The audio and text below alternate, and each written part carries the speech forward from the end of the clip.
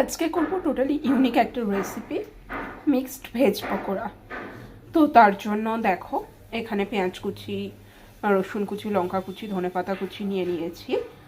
আর এখানে কালকে left over বলা যায়, পালং শাক, বাঁধাকপি, সব সবজি মেশানো, মানে গাজর, শিম, বেগুন সব কিছু দেওয়া একটা তরকারি। তো সেটা দিয়েই আজকে হবে পকোড়া। তো এটাকে আমি এই পেঁয়াজ, আদা, রসুন কুচির মধ্যে দিয়ে দিলাম। দিয়ে এর মধ্যে দিয়ে দেবো একটু বেসন আর কর্নফ্লাওয়ার।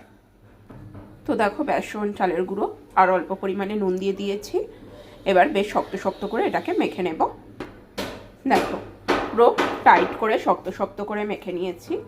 এবার গোল গোল শেপে, ছোট বড় যেমন তোমাদের ইচ্ছে তেমন শেপ করে গোল করে নেব। এই যে দেখো, দিয়ে এখানে প্যানে রিফাইন্ড অয়েল গরম করতে বসিয়ে দিয়েছি। জাস্ট এইভাবে একটা একটা করে দিয়ে দেব বলগুলো। তো এইভাবে একদিক ঘুরিয়ে ফিরিয়ে বেশ লাল লাল করে ভেজে নেব। আর মাথায় রাখতে হবে লো হিটে ভাজতে হবে।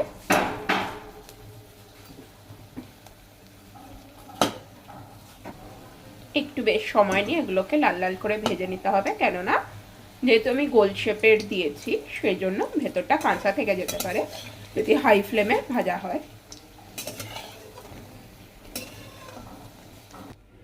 তো দেখো মিক্সড ভেজ পকোড়া আমার রেডি।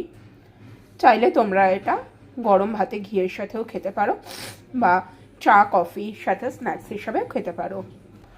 এই ইউনিক রেসিপিটা তোমাদের কেমন লেগেছে জানাতে একদমই ভুলো না। আর যারা আমার চ্যানেলের বন্ধু তারা ভালোবেসে পাশে থেকো সব সময়ের মতোই। টাটা।